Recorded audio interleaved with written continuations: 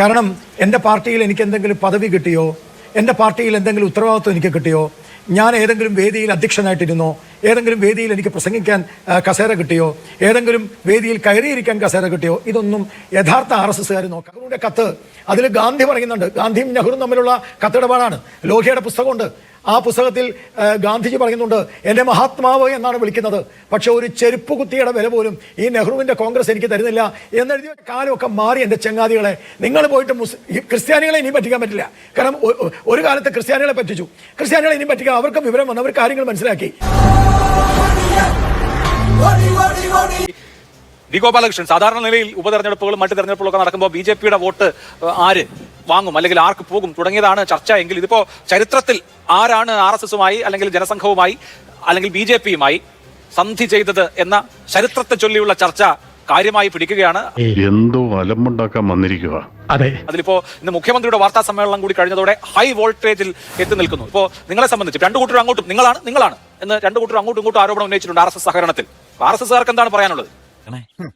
നാരായണിമംഗലം നാരായണൻ ആരാണെന്നാ നിന്റെ വിചാരം? അവൻ കലക്കാൻ പോണ കലക്ക് കണ്ടോ?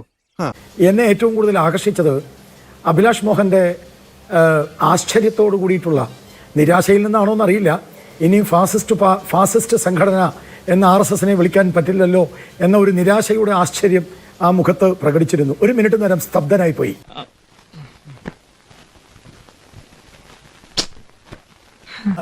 ഈ RSSനെ സ്ഥിരം ഫാസിസ്റ്റ് എന്ന് വിളിക്കുന്നവരാണല്ലോ നിങ്ങളിൽ പലരും. അവർക്കൊരു സെക്കൻഡ് നേരത്തെ നിരാശ ഉണ്ടായോ എന്നൊരു സംശയം എനിക്ക്. അതൊരു തമാശയായിട്ട് പറഞ്ഞതാണ്. പോട്ടെ. ഞാൻ പലപ്പോഴും ഒരു കാര്യം സൂചിപ്പിക്കാതിരിക്കാൻ നിർവാഹമില്ല. ഒരു സെലക്റ്റീവ് അമിനീഷ്യ രാഷ്ട്രീയ പാർട്ടിയായിട്ട് ഈ CPI മാറിയിട്ടുണ്ടോ? മിന്നാമിനിങ്ങിന്റെ സ്വഭാവമാണ്. എന്താ എന്റെ ഉദ്ദേശം? ഇടക്കിടയ്ക്ക് സത്യം പറയും. ഇടക്കിടയ്ക്ക് സത്യം പറയുള്ളൂ. ഇപ്പോൾ സവർക്കറെ കുറിച്ച് സംസാരിക്കുമ്പോൾ ഇപ്പോൾ ഈ അനിൽകുമാറൊക്കെ സവർക്കറെ കുറിച്ച് പറഞ്ഞാൽ ബ്രിട്ടീഷുകാരൻ്റെ ഷൂ നക്കി, ബ്രിട്ടീഷുകാരൻ്റെ അടിമപ്പണി ചെയ്തു എന്നൊക്കെയാണ്. 1980 EMS നമ്പൂതിരിപ്പാട് എഴുതിയ ഇന്ത്യൻ സ്വാതന്ത്ര്യ സമര ചരിത്രം, ആ പുസ്തകത്തിൽ 224-ാമത്തെ പേജിൽ വിപ്ലവകാരിയുടെ രാജകുമാരൻ, ആ രീതിയിൽ അർത്ഥം വരുന്ന രീതിയിലാണ് EMS നമ്പൂതിരിപ്പാട് സവർക്കറെ കുറിച്ച് പറഞ്ഞിരിക്കുന്നത്. ജനാധിപത്യം സംരക്ഷിക്കാൻ RSS അടിയന്തരാവസ്ഥയിൽ RSSുമായി ചേർന്നു.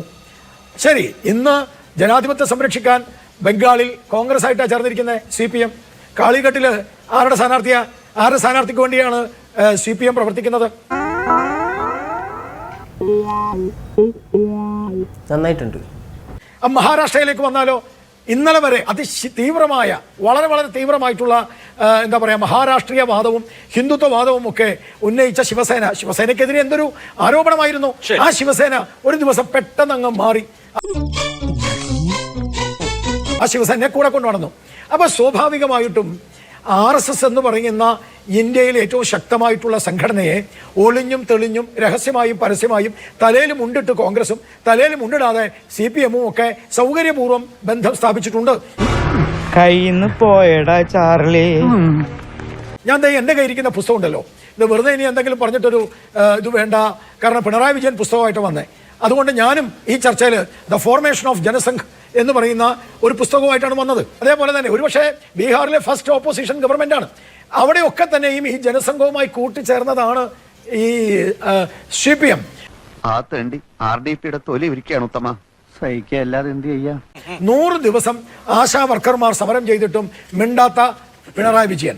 ഈ കേരളത്തിലെ പ്രധാനപ്പെട്ട പല കാര്യങ്ങൾ സംസാരിക്കുമ്പോഴും, പല കാര്യങ്ങൾ സമരങ്ങളും നടക്കുമ്പോഴും, പല തരത്തിലുള്ള പ്രശ്നങ്ങൾ ഉണ്ടാകുമ്പോഴും ഒരക്ഷരം പോലും പറയാത്ത പിണറായി വിജയൻ ഇന്നിപ്പം വളരെ പെട്ടെന്ന് വന്ന RSSനെ ഇങ്ങനെ നഖശിഖാന്തം തെറി വിളിച്ചതിൻ്റെ അടിസ്ഥാനം എന്താ? ഈ അടിസ്ഥാനം എന്ന് പറയുന്നത് മലപ്പുറത്തെ മുസ്ലിം വോട്ടാണ്. ഇതിന്റെയൊക്കെ കാലം കഴിഞ്ഞു പോയി എന്നുള്ളത് ഇവർ മനസ്സിലാക്കണം. മലപ്പുറത്തെ മുസ്ലിം വോട്ട് നഷ്ടപ്പെടുമോ എന്നുള്ള ഭയാശങ്കയാണ്. അല്ല, ശരി എന്ന് പറഞ്ഞ പോലെ ഞാൻ ഇപ്പൊ തീർക്കാം. RSSനെ ഒരു ആയുധമാക്കി ചിത്രീകരിച്ച് മുസ്ലിം വോട്ടുകൾ നേടുക. ജമാഅത്ത് ഇസ്ലാമിയുടെ പേര് പറഞ്ഞു അവിടെയാണ്. കാരണം ഈ പഹൽഗാമിന് ശേഷം, ഓപ്പറേഷൻ സിന്ദൂറിന് ശേഷം ഭാരതത്തിൽ ഒരു ആത്മവിശ്വാസം പ്രത്യേകിച്ച് ഹിന്ദുക്കളുടെയും ക്രിസ്ത്യാനികളുടെയും ഒക്കെ ഇടയിൽ, എല്ലാവരുടെയും ഇടയിലുണ്ട്. കാരണം എൻ്റെ പാർട്ടിയിൽ എനിക്ക് എന്തെങ്കിലും പദവി കിട്ടിയോ, എൻ്റെ പാർട്ടിയിൽ എന്തെങ്കിലും ഉത്തരവാദിത്വം എനിക്ക് കിട്ടിയോ, ഞാൻ ഏതെങ്കിലും വേദിയിൽ അധ്യക്ഷനായിട്ടിരുന്നോ, ഏതെങ്കിലും വേദിയിൽ എനിക്ക് പ്രസംഗിക്കാൻ കസേര കിട്ടിയോ, ഏതെങ്കിലും വേദിയിൽ കയറിയിരിക്കാൻ കസേര കിട്ടിയോ, ഇതൊന്നും യഥാർത്ഥ RSSകാർ നോക്കാറില്ല. ഇയാളെന്താ ഒരുമാതിരി മുള്ള വെച്ച പോലെ വർത്താനം പറയുന്നത്? ഹൃദയത്തിൽ RSS ഉള്ളവർക്ക് കസേര വേണ്ട, പദവി വേണ്ട, പ്രസംഗം വേണ്ട. അവർക്ക് ആശയമാണ്, ആദർശമാണ്. അതുകൊണ്ട് തുലനം ചെയ്യേണ്ട അനിൽകുമാറെ. ഞങ്ങളൊക്കെ ആശയത്തിലും ആദർശത്തിലും ജീവിക്കുന്ന ആളുകളാണ്. ഞങ്ങൾക്കൊക്കെ വ്യക്തിപരമായി എന്തെങ്കിലും ചെറിയ ചെറിയ കാര്യങ്ങൾ വരുമ്പോൾ ആശയത്തെ ഉപേക്ഷിച്ച് വഴിയിലിട്ടിട്ട് അധികാരത്തിന്റെ പിന്നാലെ പോകുന്നവരല്ല RSS. ഇത് എന്നെ ഉദ്ദേശാണ്, എന്നെ തന്നെ ഉദ്ദേശാണ്, എന്നെ മാത്രം ഉദ്ദേശാണ്. RSS എന്ന് പറയുന്നത് ഇന്ത്യയിലെ ദേശസ്നേഹികളുടെ, രാജ്യസ്നേഹികളുടെ പ്രസ്ഥാനമാണ്. ആ RSSൽ ഇന്നും തുടരുന്ന ആളാണ് ഭാരതീയ ജനതാ പാർട്ടിയുടെ സംസ്ഥാന വൈസ് പ്രസിഡന്റ് ആയിട്ടുള്ള B. ഗോപാലകൃഷ്ണൻ. അതിനകത്ത് അനിൽകുമാറിന് ഒരു ശങ്കയുടെയും ആവശ്യം വേണ്ട. ഞാൻ ഒരു കാര്യം അഭിലാഷ് മോഹനോട് പറയുകയാണ്, വളരെ വളരെ സത്യസന്ധവും ആത്മാർത്ഥവും വളരെ വളരെ അഭിമാനത്തോടും കൂടി പറയുകയാണ്. നിലമ്പൂർ എന്ന് പറയുന്ന മലപ്പുറം ജില്ലയിലെ ഒരു തെരഞ്ഞെടുപ്പിൽ ഒരു വാക്ക് പോലും മതത്തിന്റെ പേരിലോ ഒരു വാക്ക് പോലും മതപരമായിട്ടോ ജാതിപരമായിട്ടോ പറയാതെ നിലമ്പൂരിന്റെ വികസനം മാത്രം പറഞ്ഞ ഒരു രാഷ്ട്രീയ പാർട്ടിയാണ് BJP. ഒരു രാഷ്ട്രീയ നേതാവാണ് രാജീവ് ചന്ദ്രശേഖരൻ. നിങ്ങൾ രാജീവ് ചന്ദ്രശേഖരന്റെ നിരവധി ഇന്റർവ്യൂകളും രാജീവ് ചന്ദ്രശേഖരന്റെ നിരവധി പ്രസംഗങ്ങളും പറഞ്ഞില്ലേ? ഒരു വാക്ക് പോലും മതമോ ജാതിയോ അല്ലെങ്കിൽ ഇത്തരത്തിലുള്ള ഏർപ്പാടോ പറയാതെ നിലമ്പൂരിന്റെ വികസനം, ഈ രാജ്യത്തിന്റെ വികസനം മാത്രമാണ് ആ മനുഷ്യൻ പറഞ്ഞത്. എന്തേ ഇടതുപക്ഷത്തിനും വലതുപക്ഷത്തിനും നിലമ്പൂരിന്റെ വികസനം പറഞ്ഞുകൂടാ? നമ്മളെയാണല്ലോ മച്ചമ്പി. കാര്യങ്ങളൊക്കെ കൈവിട്ട് പോയല്ലോ തിരുവട്ടമാ. പണ്ടത്തെ കാലമൊക്കെ മാറി എൻ്റെ ചങ്ങാതികളെ. നിങ്ങൾ പോയിട്ട് ക്രിസ്ത്യാനികളെ ഇനിയും പറ്റിക്കാൻ പറ്റില്ല. കാരണം ഒരു കാലത്ത് ക്രിസ്ത്യാനികളെ പറ്റിച്ചു. ക്രിസ്ത്യാനികളെ ഇനിയും പറ്റിക്കാൻ അവർക്ക് വിവരം വന്ന് അവർ കാര്യങ്ങൾ മനസ്സിലാക്കി. ഞാൻ വീട് വിടാന്തരം കയറി സംസാരിച്ചു. അപ്പോൾ വിദ്യാഭ്യാസമുള്ള ഒരു പെൺകുട്ടി എന്നോട് പറഞ്ഞു, തീർച്ചയായിട്ടും ഞാൻ നരേന്ദ്രമോദിയെ ശ്ലാഘിക്കുകയാണ്. കാരണം ഞങ്ങളുടെ വിവാഹം 17 വയസ്സിൽ വിവാഹം കഴിക്കാതെ 21 വയസ്സ് വരെ വിവാഹത്തിന്റെ പ്രായം ഉയർത്തി. കഴിഞ്ഞില്ല, ട്രിപ്പിൾ തലാഖ് കൊണ്ടുവന്നു. ആ ട്രിപ്പിൾ തലാഖ് എന്ന് പറയുന്ന ആ ചങ്ങലയിൽ നിന്ന് ഞങ്ങളെ മോചിപ്പിച്ചത് BJP സർക്കാരാണ്.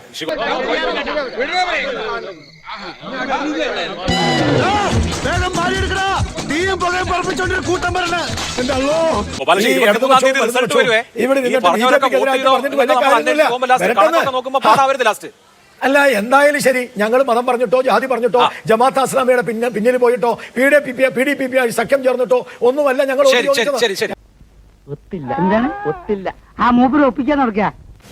എനിക്ക് അനിൽകുമാറിനോടും ഈ കോൺഗ്രസിന്റെ പ്രതിനിധിയോടും പറയാനുള്ളത്, ജനങ്ങൾക്ക് ഓർമ്മയുണ്ടെന്നുള്ളത് ഈ ചാനലിൽ വന്നിരുന്ന് സംസാരിക്കുന്നവർക്കും ബോധ്യം വേണം.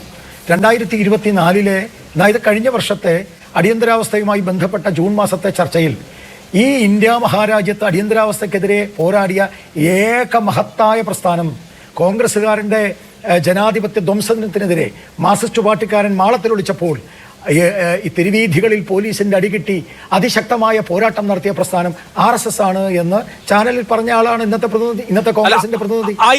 ഈശ്വര, ഇതൊക്കെ എന്റെ തലയിലാവൂലോ? അതെങ്ങനെ നിന്റെ തലയിലാവണം? പിന്നെ നീ കയറിയേക്കോ? ഞാൻ ആക്കണ, ഞാൻ അതിന്റെ ഒരു കുറവ് മാത്രമേ ഉള്ളൂ. അല്ല, ഞാൻ അതിൽ ഒരൊറ്റ കാര്യം പറഞ്ഞോട്ടെ ശ്രീ ഗോപാലകൃഷ്ണൻ. അല്ല, ആ വിഷയത്തിൽ തന്നെ ഈ ബാലാസാഹിബ് ദേവറസ് ഇന്ദിരാഗാന്ധിക്ക് മാപ്പപേക്ഷ അയച്ചത് ഒരു ചരിത്ര സത്യമാണ്. നിങ്ങളുടെ തന്നെ നേതാവായിട്ടുള്ള സുബ്രഹ്മണ്യം സ്വാമി അൺലേൺഡ് ലെസൺസ് ഓഫ് എമർജൻസി എന്ന പേരിൽ ഹിന്ദു ദിനപത്രത്തിൽ ഇത് സംബന്ധിച്ചൊരു ലേഖനം എഴുതിയിട്ടുണ്ട്. കുറെ നാൾ മുമ്പാണ്. ഇപ്പോൾ ഗൂഗിളിൽ തപ്പിയാലും കിട്ടും. 2ഓ 3ഓ തവണ ബാലാസാഹിബ് ദേവറസ് ഇന്ദിരാഗാന്ധിക്ക് മാപ്പപേക്ഷ അയച്ചിട്ടുണ്ട് അടിയന്തരാവസ്ഥ കാലത്ത്. എന്തൊരു ചൊറിച്ചില്. എൻ്റെ പൊന്നു ചങ്ങാതി, ഒരു ഭാഗത്ത് സമരവും മറുഭാഗത്ത് ഒരു ഓർഗനൈസേഷൻ എന്ന നിലയിൽ മറുഭാഗത്ത് അത് മാപ്പല്ല, ചർച്ചകൾ നടത്തുകയും സംവാദം നടത്തുകയും എഴുത്തുകൂട്ടുകൾ നടത്തുകയും ഒക്കെ ചെയ്യുന്നത് ഒരു സംഘടനയുടെ നിരോധനം പിൻവലിച്ചാൽ നിങ്ങളുടെ പരിപാടികളെ പിന്തുണയ്ക്കാം, ഇന്ദിരാഗാന്ധിയുടെ പരിപാടികളുടെ പ്രചാരകരാകാം ഞങ്ങൾ എന്നാണ് ദേവറസ് എഴുതിയത്. കഴിഞ്ഞ എക്സ്ട്രാ ഓർഡിനറി കഥ ഇപ്പൊ തന്നെ പൊളിക്കാട്ടാ. സർദാർ പട്ടേൽ എഴുതിയല്ലോ, നിങ്ങൾ ഈ കോൺഗ്രസിന്റെ കൂടെ RSS കോൺഗ്രസിൽ ലയിക്കണം എന്ന് സർദാർ പട്ടേൽ പറഞ്ഞില്ലേ? സർദാർ പട്ടേൽ കോൺഗ്രസ്സുകാരനല്ല എന്ന് പറയാൻ പറ്റുമോ?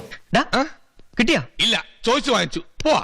ജവഹർലാൽ നെഹ്റുവിന്റെ കത്ത്, അതിൽ ഗാന്ധി പറയുന്നുണ്ട്. ഗാന്ധിയും നെഹ്റുവും തമ്മിലുള്ള കത്തിടപാടാണ്.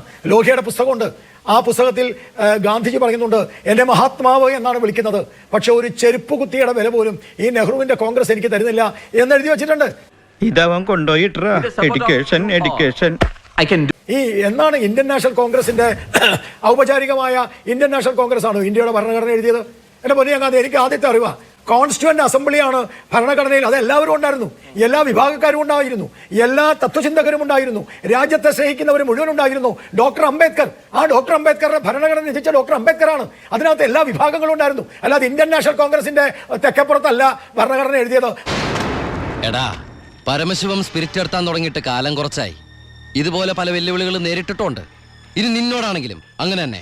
അനിയാ പോട്ടെ, അമ്പിമോനെ പോട്ടറാ. സാറേ ഒന്നും വിചാരിക്കില്ലേ മക്കളെ, മാമനോടൊന്നും തോന്നല്ലേ.